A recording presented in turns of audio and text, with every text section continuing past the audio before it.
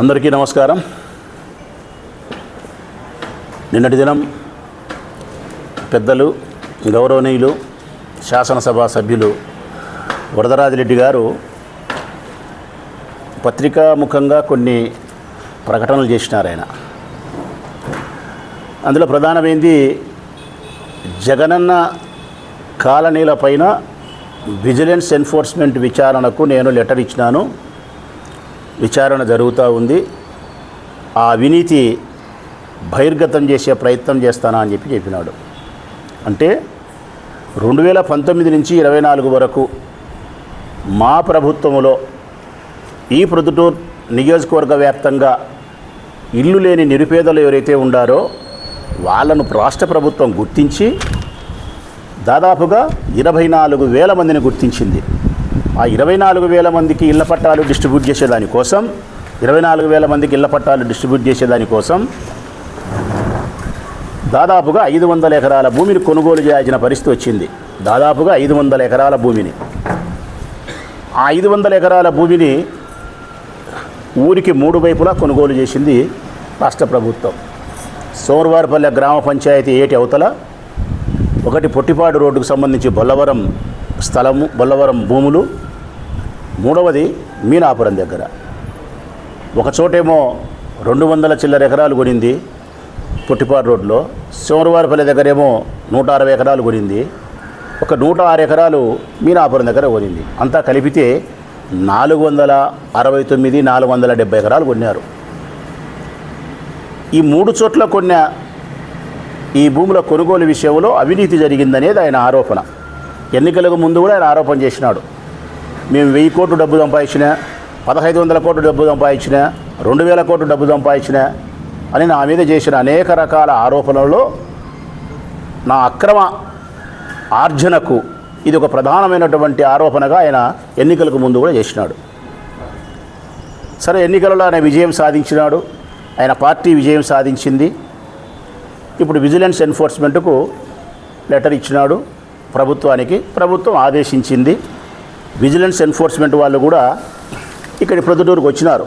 ప్రొద్దుటూరుకు వచ్చి 3 కాలనీలు కూడా పర్యటన చేసి నిన్న మొన్న రైతులతో మాట్లాడడము, భూముల ధరలు మంచి చెడ్డ వాళ్ళు చేయాల్సిన వాళ్ళ కోణంలో విచారణ చేస్తున్నారు.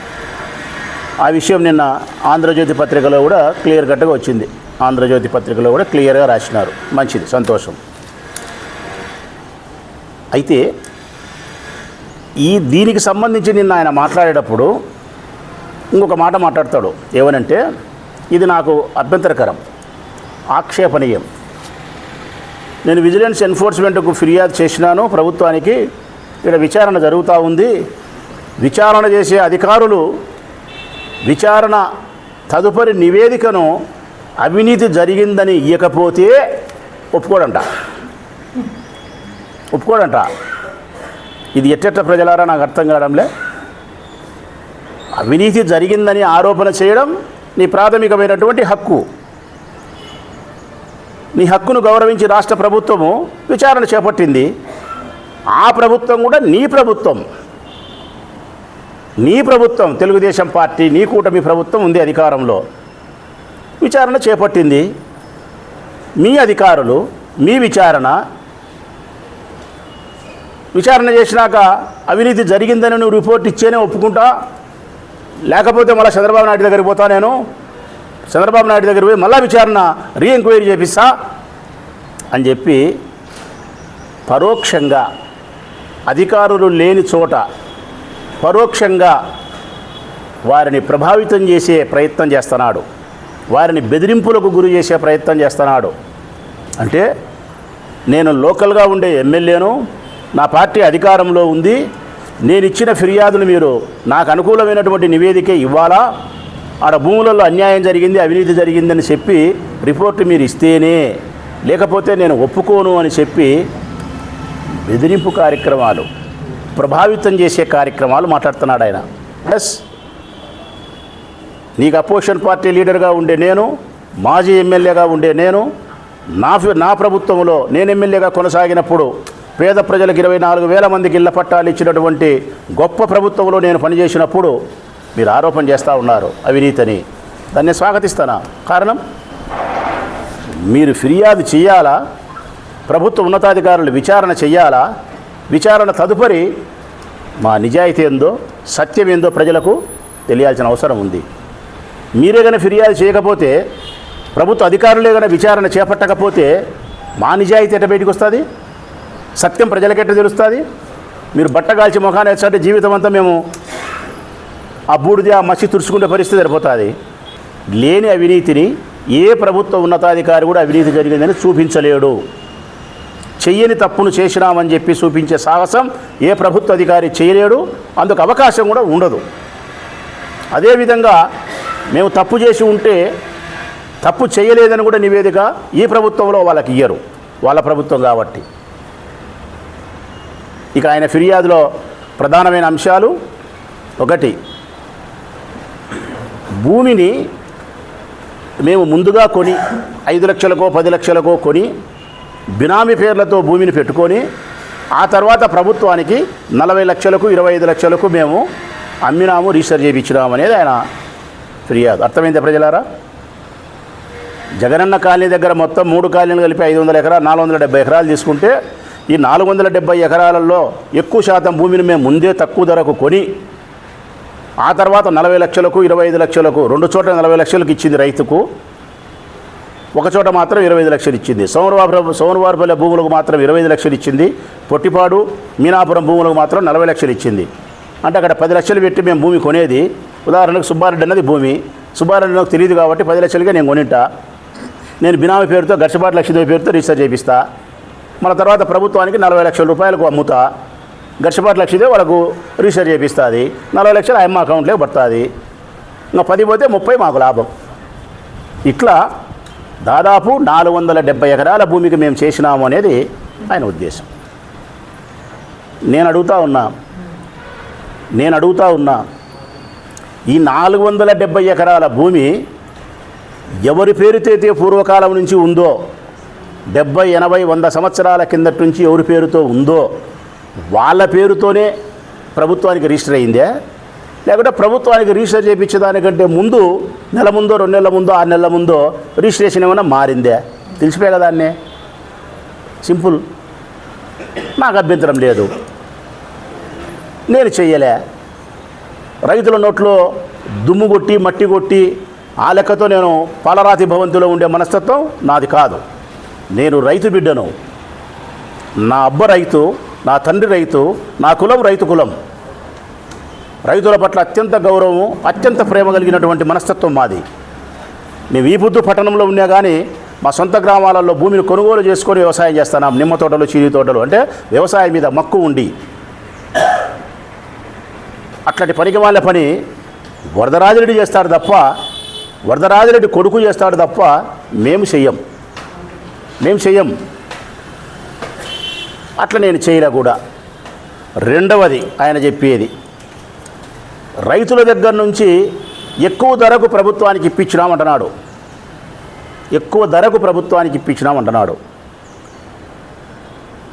ధర నిర్ణయించే అధికారం కలెక్టర్కు ఉంటుంది. అంటే సబ్ రిజిస్టర్ వాల్యూ ప్రకారం ఎంతుంది, లేకుంటే మార్కెట్లో ఆజీబాజీ రేట్ల ప్రకారం ఎంతుంది అనే విషయాన్ని పరిగణలోకి తీసుకొని సబ్ రిజిస్టర్ వాల్యూ ప్రకారము, మార్కెట్ వాల్యూ ప్రకారము గుర్తెరిగి ఉండబడిన ధర కంటే 1.5% ఎక్కువ ఇస్తారు. అంటే సబ్ రిజిస్టర్ ఆఫీసులో 10 లక్షలు ఉంది మార్కెట్ విలువ అంటే కదా, 10కి పైన మరొక 1.5% అంటే 15 లక్షలు ఎక్కువ, 25 లక్షలు ఇస్తారు. సోమవారపల్లె భూమికి ఇచ్చింది 25 లక్షలు. ఎట్లా అంటే దాని విలువ 10 లక్షలు, 1.5% ఎక్కువ ఇచ్చే అధికారం కలెక్టర్కు ఉంది. ఆ పైన ₹1 ఇవ్వాలన్నా కానీ ముఖ్యమంత్రి గారి దగ్గరికి ఫైల్ పోవాలా. 25 లక్షలు కాదు, 40 లక్షలు ఇవ్వాలి, 30 లక్షలు ఇవ్వాలి, 26 లక్షలు ఇవ్వాలంటే ముఖ్యమంత్రి దగ్గరికి ఫైల్ పోవాలా. మరి ఈ 3 లేఅవుట్లకు సంబంధించి ఒక్క ఫైలు కూడా ముఖ్యమంత్రి దగ్గరికి పోలేదు. అది కలెక్టర్ గారి పర్యవేక్షణలోనే ధర నిర్ణయించబడి ఆయనే ఇచ్చినాడు. అంటే నిబంధనలకు మించి ఎక్కువ లెక్క ఇప్పించే ప్రయత్నం జరగలేదు అనేది సత్యం. మరి ఈ ధర 25 లక్షలు 40 లక్షలు నిర్ణయించేది ఎవరంటే ఆనాటి జిల్లా కలెక్టర్ హరికిరణ్. ఆయన కూడా నిబంధనలకు లోబడే నిర్ణయిస్తాడు. నిబంధనలను అతిక్రమించి ఆ కలెక్టరు చేయడు. ఇప్పుడు ఉండే కలెక్టర్ చెరుకూరి శ్రీధర్ గారు చేస్తారా? ఈయనకంటే ముందు విజయరామరాజు చేస్తారా? ఆయన కంటే ముందు ఇంకొక ఆయన చేస్తాడా? ఏ కలెక్టరు చేయడు. ఎందుకు చేస్తాడు? ఏం అవసరం ఉంది? ఒకవేళ 10 లక్షలు 25 లక్షలు అంటే నిబంధనల ప్రకారము ఏ మేరకైతే రైతుకు డబ్బులు ఇవ్వచ్చో ఆ మేరకు రైతులకు డబ్బులు ఇమ్మని అప్పుడు చెప్తా, ఇప్పుడు చెప్తా. నిబంధనల మేరకు చిట్ట చివరి అంచు వరకు ఎంతైతే ఇవ్వచ్చునో రైతుకు అంత ప్రభుత్వంతో ఇప్పిస్తా. నిబంధనలను అతిక్రమించకుండా నిబంధనల ప్రకారము లోబడి చిట్ట చివరి రూపాయి వరకు రైతుల ప్రయోజనాల కోసం ఇప్పిస్తా. ఇది నా దృష్టిలో నేరం కాదు. వందల సంవత్సరాల నుంచి భూములు వ్యవసాయం చేసుకొని మట్టిలో దుమ్ములో ధూళిలో బతికి విషకి పురుగులకు పావులకు తిరిగి గాలికి వానకు తడిసి ఎండకు ముద్దై పంటలు పెట్టి లెక్కలేక ఆత్మహత్యలు చేసుకొని దచ్చా ఉండి ఎప్పుడో ఒకసారి వాళ్ళకు 10 లక్షలు 20 లక్షలు 30 లక్షలు మేలు జరిగే పరిస్థితి ప్రభుత్వం ద్వారా వస్తే వాళ్ళకు చేయకుండా మనం చేసుకోవాలన్నా పెద్ద ఆయన. కోడి పిల్లలు గద్దదనక పిల్లడు తనకపోయే వాళ్ళు రాజకీయ నాయకులం. రైతులకు ఇచ్చే దాంట్లో ఆక్షేపణ ఏంది? ఎవరైనా రైతులకు ఇమ్మని చెప్పాల్సిందే. నువ్వు నేను కొట్టేయకూడదు. నేను ఆ పని కూడా చేయలే. ఇక భూములు ఎక్కడ అనేదానికి నేను కలెక్టర్ను కోరింది ఒకటే అన్నాడు, ఒక ప్రాంతానికి మాత్రమే పరిమితం కాకూడదు. ప్రొద్దుటూరు నియోజకవర్గానికి సంబంధించిన 3 ప్రాంతాలకు లేఅవుట్లు వేసి 3 ప్రాంతాలను అభివృద్ధి చేయాలి. అటు లింగాపురం సైడు, ఇటు సోమవారపల్లి సైడు, ఇటు పొట్టిపాట సైడు 3 సైడ్లు అభివృద్ధి జరగాల. ఆ ప్రాంతంలో ఉండే రైతుల యొక్క భూములకు ధరలు రావాలా, రియల్ ఎస్టేట్ వ్యాపారం డెవలప్ కావాలా, అందరూ షావుకారులు కావాలని చెప్పి 3 వైపులా కొనుగోలు చేయించలే. నేను 3 వైపులా కొనుగోలు చేయించిన అభ్యర్థించినా కాబట్టి 3 వైపులా లేఅవుట్ వేసినారు. అంటే ఆ ప్రాంతం నుండి రైతులందరినీ కూడా ధనవంతులను చేసిన ఘనత వైఎస్ఆర్ కాంగ్రెస్ పార్టీది. జగన్మోహన్ రెడ్డి నాయకత్వంలో రాచమూల శివప్రసాద్ రెడ్డి, ఇదిగో నా తమ్ముళ్ళది నా చెల్లెలది మాదైతాది. షావుకారులను చేసినాం. గొర్రె కషాయవాణి నమ్మినట్టు నిన్ను నమ్మి నీకు ఓటేసినారు. నంగనూరుపల్లిలో 70 ఓట్లు మెజార్టీ వస్తాయి. 70 ఓట్లు మెజార్టీ వస్తాయి. గొర్రె కషాయవాణి నమ్ముతా అదేం చేయాలి మరి? అది అయిపోయింది. ఇక చిట్ట చివరి నీ అభియోగం కమిషన్ ఏమన్నా తీసుకున్నానా అని వాళ్ళు ప్రశ్నిస్తారు. ఏ రైతైనా నాకు రాగిన 50 పైసా ఇచ్చినాడేమో చెప్పమను. ఎంత రాగిన 50 పైసా? ఈ 469 ఎకరాలకు సంబంధించి ఏ ఒక్క రైతు కూడా నాకు మంచి ధరను ఇప్పించినావు కాబట్టి ఇదిగో నీకు నేను మేలు చేస్తా, ఈ 2 లక్షలు ఇస్తా, 1,00,000 రూపాయలు ఇస్తానని చెప్పి, ఈ 2 కోట్లు ఇస్తా, 3 కోట్లు ఇస్తానని చెప్పి నాకు ఏ ఒక్క రైతు కూడా ₹1 డబ్బులు ఇవ్వలే. అది ఒకవేళ నేరము ఇచ్చిలేదనుకుంటే ఎట్లెట్లనో నాకు మరి అర్థం కాలే. అది నేరమని నువ్వు అంటే నేను ఒక లెక్క చెప్పాల్సి వస్తుంది నీకు పెద్దయినా. దేవరశెట్టి ఆదిలక్ష్మమ్మ ఉమెన్స్ కాలేజీ, ఇది కాలేజీ మనది కాదు, ఆర్యవయసులది.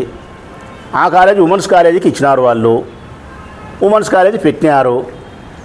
ఇచ్చిన వాళ్ళు మన తర్వాత ఆర్థికంగా సితికిపోయినారు కాబట్టి కాలేజీకి ఇచ్చిన భూమిలో నుంచి ఒక 10 ఎకరాలు 12 ఎకరాలు అభివృద్ధి కోసం వెనక్కిస్తే దాన్ని మార్కెట్లో పెట్టి అమ్మి ఆ లెక్క కాలేజీకి మేము జమ కట్టి అభివృద్ధి చేస్తామని చెప్పి అడిగినారు. అంతా కలిపినా 10 ఎకరాలు 12 ఎకరాలు వాళ్ళు భూమి వెనక్కి ఇచ్చిన ప్రభుత్వం దాని విలువ 20 లక్షలు 30 లక్షలు ఉంటే 4-5 కోట్లు జమ వేసినారు. ఎవరికి? కాలేజీకి. ఒక్కొక్క ఎకరా 10 కోట్లు 20 కోట్లకు అమ్మింటారు. అమ్మితే 100 కోట్లు వచ్చి ఉంటుంది. ఆడ జమ వేసింది 5 కోట్లు, ధర అంతే ఉంది కాబట్టి మిగతా 95 కోట్లు ఆ భూమి గల ఓనర్కి వస్తుంది, దేవరశెట్టి ఆదిలక్ష్మి ఉమెన్స్ కాలేజీలకు వస్తుంది. ఇది వాళ్ళ ఉద్దేశము, వాళ్ళ ఆలోచన విధానం, పథకం. వాళ్ళు లాభపడేదానికి మేము భూమి ఇచ్చినాం కదా, చెడిపోయినాం కదా, ఎన్నిక తీసుకున్నామని. ధర్మంగా అయితే దానం చేసిన తర్వాత కాలేజీ కోసం ఇచ్చిన తర్వాత తిరిగి తీసుకోవడం అనేది న్యాయం కాదు. సరే పర్వాలే, ఊళ్ళో సొమ్ముకు పోకుండా వాళ్ళ సొమ్ముకి వాళ్ళు అడిగినారు. అది అంత పెద్ద నేరంగా నేను పరిగణించడంలే. ఇది ప్రభుత్వం ఎన్నిక ఇయ్యాలా. పోయినా ప్రభుత్వం దగ్గరికి కిరణ్ కుమార్ రెడ్డి ముఖ్యమంత్రి, వరదరాజిరెడ్డి పోయినాడు. పోయి కిరణ్ కుమార్తో మాట్లాడి, కిరణ్ కుమార్ రెడ్డి తమ్ముడు ఒక ఆయన ఉన్నాడు, శశికుమార్ రెడ్డి ఏమో, ఇప్పుడు చనిపోయినాడు. ఆయన ద్వారా పోయి మాట్లాడుకొని ఆయనకు 2 ఎకరాలు ఈయన 3 ఎకరాలు మిగతాది వీళ్ళకని చెప్పి మాట్లాడుకొని భూమిని వెనక్కి ఇప్పించి ఆ లెక్క 5 కోట్లు 6 కోట్ల కాలేజీ జమలో వేసి మిగతా భూమి మీ ఆధీనంలో పెట్టుకొని ఇప్పుడు ఆడ ఫ్లాట్లు వేసి అపార్ట్మెంట్ కట్టి మీరు సావుకారులు అయినారు. దాంట్లో నీకు 3 ఎకరాలు 5 ఎకరాలు 6 ఎకరాలు ఎంత వచ్చిందో వచ్చింది. నీ భాగానికి 40 కోట్లు 50 కోట్ల ఆదాయం వచ్చింది. ఇటనా ఈ ప్రకారంగా రైతుల దగ్గర నుంచి నేను కూడా ఇప్పించుకునేదని అడిగేది. దీనేనా పైరవి అంటారా? మేలు చేసి ప్రయోజనం పొందడం అంటారా? లేకుంటే కమిషను అంటారా? నువ్వు డిఏడబ్ల్యూ కాలేజీకి ఏ విధంగా అయితే వాళ్ళకు లాభం చేకూర్చి నువ్వు 30-40 కోట్ల ఆదాయం పొందినావో ఆ ప్రకారంగా నేను రైతులకు మేలు చేసి ఎన్నిక తీసుకునే అనే సంధానం నువ్వు మాట్లాడుతూ ఉంటే నేను రైతుల దగ్గర తీసుకోలే, నువ్వైతే మాత్రం వాళ్ళ దగ్గర తీసుకున్నావు. ఇంకా ఏంది నీ ఆరోపణ? 24,000 మందికి ఇళ్ల పట్టాలు ఎందుకు ఇవ్వాలా?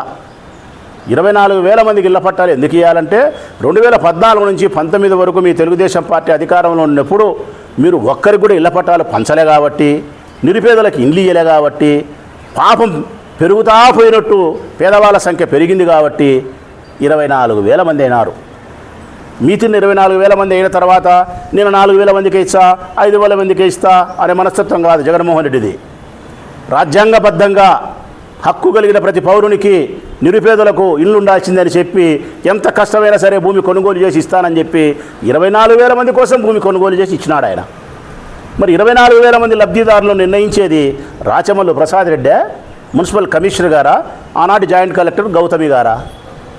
మున్సిపల్ కమిషనర్ నిర్ణయిస్తాడు, జాయింట్ కలెక్టర్ గారు ఖరారు చేస్తారు, భూమిని ఖరారు చేసేది చూపించేది ఎంఆర్ఓ చేస్తాడు, ధర నిర్ణయించేది కలెక్టర్ చేస్తాడు. MRO, RDO, joint collector, municipal commissioner, collector వీళ్ళ యొక్క పర్యవేక్షణలో ఈ భూమి సూచించడం కానీ, భూమిని కొనుగోలు చేయడం కానీ, ధరలు నిర్ణయించడం కానీ, రైతుల అకౌంట్లో డబ్బులు వేయడం కానీ, లబ్ధిదారులు ఎంపిక చేయడం కానీ, లబ్ధిదారులకు ఇల్లు శాంక్షన్ చేసి డిపట్టాలు ఇవ్వడం కానీ ఇదంతా వీళ్ళ పర్యవేక్షణలో జరిగింది. వీళ్ళ పర్యవేక్షణలో MRO, RDO, joint collector, collector ఎవ్వరు ఏ తప్పులు చేయలే, ఎవ్వరు ఏ స్వార్థానికి తప్పులు చేయలే, ప్రజా సంక్షేమం కోసమే పనిచేసినారు. రాగినాయపై అవినీతి జరగలే, లబ్ధిదారుల ఎంపిక కూడా నిష్పక్షపాతంగా జరిగింది, నిజాయితీగా జరిగింది. ఇందులో మా పాత్ర ప్రజలకు మేలు చేయాలనే తాపత్రయం, అధికారులకు మేము సలహా సంప్రదింపులు చేయడం, ఇది మా పాత్ర. ఇప్పుడు మీరు చేసే విజిలెన్స్ ఎన్ఫోర్స్మెంట్ వల్ల రాగిన 50 పైసా నాకు వచ్చిన నష్టం లేదు. రాగిన 50 పైసా రూపాయిలో పైసా భాగం కూడా నేను అవినీతి పరుణ్ణి, ఇందులో అవినీతి చేసిరా అని చెప్పి నువ్వు నిరూపించలేవు పెద్ద ఆయన. ఈ జన్మకు నువ్వు నిరూపించలేవు, నన్ను నీ ఈ జన్మకు నిరూపించలేవు. నేను కూడా కలెక్టర్ గారిని కోరుతా ఉన్నా, ఎట్లయితే విజిలెన్స్ ఎన్ఫోర్స్మెంట్ ద్వారా మీరు విచారణ చేస్తూ ఉన్నారో ఆ విచారణ పూర్తయిన తర్వాత నివేదిక మీకు అందిన తర్వాత అవినీతి జరిగింటే ప్రెస్ మీట్ పెట్టి ఇదిగో ఇంత అవినీతి జరిగింది, ఫలానోడు లెక్క కొట్టాడు, ఫలానోడు భూమి అమ్ముకున్నాడు, మోసం చేసినాడు అని చెప్పి ఆగిత్యంగా ఏ విధంగా అయితే రాష్ట్ర ప్రభుత్వం మీతో చెప్పిస్తుందో, అవినీతి జరగకపోతే, ఏ నేరము చేయకపోతే, ఆ నివేదిక నిజాయితీగా ఉంటే అప్పుడు కూడా ప్రెస్ మీట్ పెట్టి మా నిజాయితీ చెప్పాలి. మా నిజాయితీ అప్పుడు కూడా చెప్పాలి. నువ్వు అయ్యా నివేదిక వచ్చింది, విజిలెన్స్ ఎన్ఫోర్స్మెంట్ వారు ఇచ్చినారు, ఈ 3 జగనన్న కాలనీలకు సంబంధించి, లేఅవుట్లకు సంబంధించి ఏ అన్యాయం, ఏ అవినీతి జరగలేదు, నేరుగా రైతులే ప్రభుత్వానికి భూమి విక్రయించినారు, ప్రభుత్వం నేరుగా రైతుల అకౌంట్లోనే డబ్బులు వేసింది, తర్వాత అక్కడ ముందుగా భూములు కొనింది లేదు, అమ్మింది లేదు, తర్వాత అక్కడ కమిషన్లు తీసుకునేది లేదు, లబ్ధిదారుల ఎంపిక నిజాయితీగా జరిగింది, ఎక్కడ ఏమీ జరగలేదు అని ఆ నివేదికలో ఉండే సారాంశాన్ని కూడా కలెక్టర్ గారు చెప్పాలా? నేను గట్టిగా డిమాండ్ చేస్తూ ఉన్నా. ఇది సారాంశం. పెద్ద ఆయన వరదరాజరెడ్డి గారు నేను చెప్పేది ఏంటంటే, ఈ భూముల కథ అయిపోయినాక ఇంకా నువ్వు ప్రొద్దుటూరు సంబంధించి కూడా మున్సిపాలిటీకి సంబంధించి విజిలెన్స్ ఎంక్వైరీ పెట్టినావు, పనులకు సంబంధించి. అది ఒక 10 రోజుల్లో, 20 రోజుల్లో, 40 రోజుల్లో అది కూడా రిపోర్ట్ వస్తుంది. అంటే రోడ్లు ఎట్లేసినారు, నాసిరకం వేసినారా, రోడ్డు వేయకుండా రోడ్డు వేసినామని బిల్లు తీసుకున్నారా, ఇటాడనే గడ్డకు వస్తాయి. ఆ రిపోర్టు కూడా గడ్డకు వస్తుంది. అంటే త్వరలోనే మా నిజాయితీ ఏ పార్టీదో, మేము ప్రజాసేవలో ఏమాత్రం నిబద్ధత కలిగి ఉండి ప్రజలకు సేవ చేసినామనే సత్యం నీ వలన మాకు మేలు జరగబోతూ ఉంది. నీ యొక్క దుర్బుద్ధి వలన మా నిజాయితీ బహిర్గతం కాబోతూ ఉంది. ఎట్లాంటి ఈ సందర్భంలో పెద్ద ఆయన గురించి ఎట్లా ఒక మాట చెప్పాల్సి వస్తుందంటే, నాకు ఒకటి గుర్తు వస్తుంది. ఒక మాట ప్రజలకు చెప్తా ఉన్నా, వీళ్ళు చేసే విష ప్రచారము, ఎదుటివాడు తప్పు చేయకపోయినా తప్పు చేసినాడని చెప్పి వాడిని గబ్బు పట్టించే ప్రయత్నం, వానికి అవినీతి మరకలు అంటించే ప్రయత్నం, దీనివల్ల లాభపడాలని వాళ్ళు చేసే ప్రయత్నం ఎట్టుంటుందంటే, ఒక రాయి ఒక నీళ్ళల్లో వేస్తారు, ఒక రాయి ప్రజలారా నీళ్ళల్లో వేస్తే ఆ రాయి వలన నిర్మలంగా నిశ్చలంగా ఉండే నీరు, అందంగా ఉండే నీరు ఆ రాయి వలన అలజడి కలిగి బురదంతా పైకి లేచి నీరంతా కలుషితమై అంత వికారంగా కనపస్తుంది. ఆ రాయే ఈ వరదరాజరెడ్డి లాంటి వ్యక్తులు, లాంటి వ్యక్తులు. వీళ్ళు ఏమనుకుంటారంటే, నా దెబ్బకు చూడి బురదమయం అయిపోయింది, నీళ్ళంతా నిశ్చలంగా ఉండే నీళ్ళంతా అల్లల్లాడిపోతూ ఉన్నాయి, నా గొప్పతనం అని చెప్పి ఆ రాయి అనుకుంటుంది. ఇట్లటోళ్ళు ఒక్క 5 నిమిషాలు, ఒక్క 10 నిమిషాలు, 15 నిమిషాలు తర్వాత ఏమవుతుంది ప్రజలారా? నీళ్లు మళ్ళీ నిర్మలమైన స్థితికి వస్తాయి. పైకి రేసిన బురదంతా కూడా కిందికి పోతుంది. మళ్ళీ ప్రశాంతంగా అందంగా నీళ్లు బాగుంటాయి. ఆ పడిన రాయి అడిగిపోతుంది, అడుక్కుపోతుంది. పడిన రాయి అడుక్కుపోతుంది, నీళ్లు మాత్రం బాగుంటాయి. అంటే అవినీతి చెయ్యని వాని పరిస్థితి కూడా అంతే. అవినీతి చెయ్యని వాని మీద ఆరోపణలు చేసే వరదరాజు లాంటి వ్యక్తులు కూడా ఆ రాయి లాంటి వాళ్ళే. కాసేపు బురదను లేపుతుంది, ఆ తర్వాత మళ్ళీ అది అడుక్కుపోవాల్సిందే, నీళ్లు మాత్రం అందంగా ప్రశాంతంగా ఉండాల్సిందే. ఈ లెక్క నేను బాగా నమ్ముతా కాబట్టి నాకు వచ్చిన ఇబ్బందే లేదు. విజిలెన్స్ ఎన్ఫోర్స్మెంట్ వారికి కూడా మనస్ఫూర్తిగా స్వాగతిస్తూ ఉన్నా. చాలా శ్రద్ధగా విచారణ చేపట్టండి, చాలా శ్రద్ధగా రైతులను ప్రశ్నించండి. ఇంకా భూములు మంచి చెడ్డ రిజిస్ట్రేషన్లు అన్నీ పరిశీలించి స్పష్టమైనటువంటి నిజాయితీతో కూడినటువంటి నివేదికను కలెక్టర్ గారికి అందజేయమని మనస్ఫూర్తిగా కోరుతూ, ఈ ప్రకటన అంతా కూడా వరదరాజరెడ్డి గారి కోసం కాదు, ఈ ప్రకటన అంతా కూడా ప్రజల కోసమే. ఏ ప్రజల దగ్గరైతే మమ్మల్ని అవినీతి పరులుగా చిత్రీకరించి మీరు లాభపడాలా, ఎలక్షన్లో గెలవాలని ప్రయత్నం చేసి గెలిచినారో, ఏ ప్రజలైతే 10%, 20% మీరు నమ్మించే ప్రయత్నం చేసినారో ఆ ప్రజలకు సత్యం తెలియాలనే నా తాపత్రయం, నా బాధ. అందుకే ప్రజలకే నేను విజ్ఞప్తి చేస్తూ ఉన్నా, గమనించండి ప్రజలారా.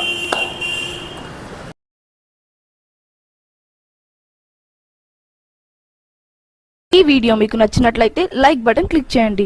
మరిన్ని వీడియోలను పొందడానికి దయచేసి సబ్స్క్రైబ్ చేయండి.